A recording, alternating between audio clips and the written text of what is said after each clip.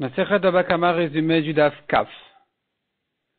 La Gemara raconte sur une chèvre qui a vu un légume sur un tonneau, elle a grimpé dessus, elle a mangé le légume, elle a cassé le tonneau, on a dit qu'elle est chayav, nezek shalem, de tout payer, le légume et le tonneau. Pourquoi? Parce que c'est habituel, c'est ordinaire pour elle que pour manger quelque chose, elle grimpe et qu'automatiquement ça se casse.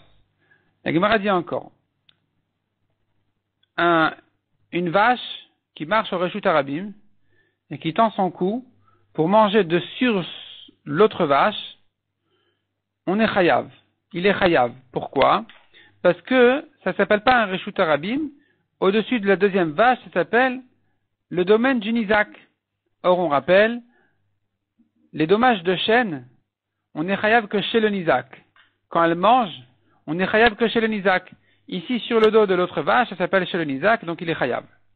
La Gemara ramène quelques preuves et les repousse.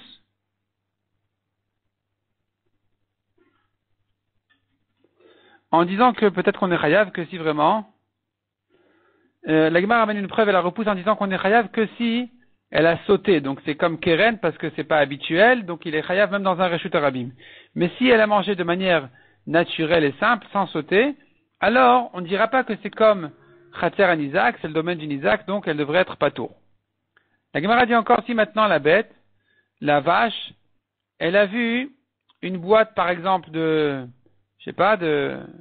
quelque chose, de légumes, et qui était dans un domaine privé, elle les a fait rouler et sortir de son domaine privé pour les manger en dehors. Est-ce qu'on va selon l'endroit où se trouvaient les légumes a priori, ou bien on va selon l'endroit où elle les a mangés? Si on va selon l'endroit où ils étaient a priori, alors il est chayav. Si on va selon l'endroit où elle les a mangés, c'était dans un Reshut Harabim, donc il est pas tôt. La Gemara ne répond pas vraiment à cette question. La Gemara ensuite dit, si elle a mangé des vêtements, des habits, ou bien des ustensiles, on a vu dans la Mishnah, qu'il doit payer Chatzi Nezek. La Mishnah ensuite dit, à condition que c'était dans un Reshut Nizak, chez le Nizak. Dans un Reshut Harabim, on n'est pas chayav sur chêne. La question qui se pose, c'est est-ce que on n'est pas chayav même quand elle a mangé les habits, ou là-bas il sera oui chayav. On devrait dire normalement, puisque c'est Keren, on a dit c'est pas normal de manger, c'est pas habituel de manger des habits pour une vache. Elle a mangé des habits, des bêtises. Alors, c'est Meshouné, c'est pas habituel. Et si c'est Keren, on doit être chayav même dans un Reshut Harabim. Pourtant, la Gemara nous ramène là-dessus une marloquette. Et un avis qui pense que il sera patour dans ce cas-là complètement. Pourquoi? Parce que celui qui a posé là-bas ses habits dans un Reshut Harabim, lui-même a fait quelque chose de pas habituel, pas normal. Donc, la vache pourra lui dire, tu n'étais pas dans tes normes, ma vache a mangé, qu'est-ce qu'il y a? Je suis pas tour. Comme ça pense Rav. Mais Shmuel il dit, comme ça pense Rav, et comme ça pense Resh Lakish. Mais Shmuel et Rabbi Yochanan ils disent non, il est chayav dans un Reshut Harabim, il est chayav. La Gemara compare ça un peu au cas de deux vaches qui marchaient dans un Reshut Harabim, et une s'est assise en plein Reshut Harabim, l'autre l'a frappée. Est-ce que, on va dire, il est chayav ou pas? On peut dire, la vache qui a frappé, il pourra dire son propriétaire, tu n'étais pas dans les normes, que ta vache s'assoit comme ça dans un Reshut Harabim, donc je suis pas tour. Toi tu n'es pas dans tes normes, moi non plus, je suis pas tour. Ou bien, on est chayav là-dessus. Et là, Resh Lakish a dit qu'il est chayav. Resh Lakish a dit qu'il est pas tour, parce qu'il peut lui dire, tu n'étais pas dans tes normes, on appelle ça Kol HaMeshane, celui qui fait un changement. Ou Vacher Veshinabo, et quelqu'un d'autre est venu et a fait un changement pour l'endommager, pas tour. La Gemara continue et dit, si maintenant la bête a mangé dans un Reshut Harabim, mais elle a quand même profité. C'était pas quelque chose qui ne lui profitait pas du tout. Ça lui a profité quand même. Il devra quand même payer son profit. Qu'est-ce que je veux dire par payer son profit? Deux avis. Soit il paye quelque chose qui peut être adapté à sa vache, comme de l'orge. C'est-à-dire comme ça. Elle a mangé quelque chose qui vaut beaucoup plus. Mais, pour sa vache, c'est pas profitable. Elle est rassasiée, c'est bien, elle est calme, mais de toute façon, c'est pas que il aurait payé un tel prix pour donner à sa vache à manger des choses qu'elle ne profite pas de ce goût spécial. Donc peut-être qu'il lui suffit de donner le prix de l'orge, qui est plus cher que les herbes qu'il lui donne habituellement. Ou bien moins que ça. Donc, non, pardon. La marloquette elle est comme ça.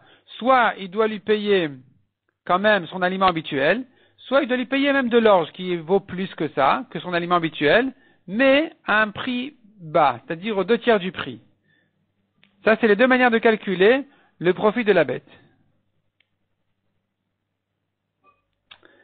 Il sera clair donc que si elle a mangé quelque chose qui est mauvais pour elle, comme du blé ou autre chose, il est patour complètement.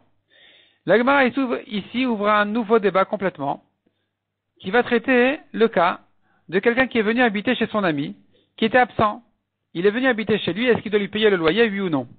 Il revient après quelques mois, il réclame son loyer, est-ce qu'il faut le payer ou pas? Et la Gemara ouvre là-dessus tout un grand débat, qui commence d'abord par préciser dans quel cas il s'agit. Une chose est claire, que si la maison était habituellement louée, et que cet homme-là qui s'est installé là-bas avait l'habitude de louer lui aussi, c'est sûr qu'il est chayav.